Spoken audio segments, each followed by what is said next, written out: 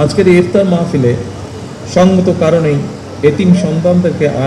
সকল এতিম সন্তানদেরকে আমন্ত্রণ জানানো সম্ভব হয়নি।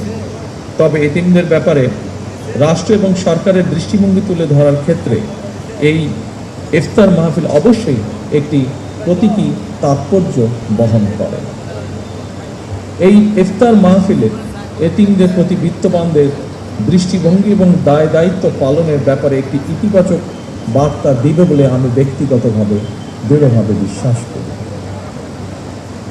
প্রতিজন বিত্তবান যদি অসহায় এতিমদের প্রতি পবিত্র কোরআন হাদিসের নির্দেশনা অনুযায়ী দায়িত্ব পালন করতে সচেষ্ট থাকেন, আমি বিশ্বাস করি তাহলে পিতৃহারা এতিম সন্তানেরা এক বুক বেদনা নিয়ে বুকে নিয়ে রাষ্ট্র এবং সমাজে আত্মবিশ্বাসের সঙ্গে এগিয়ে যাওয়ার প্রেরণা খুঁজে পাবে।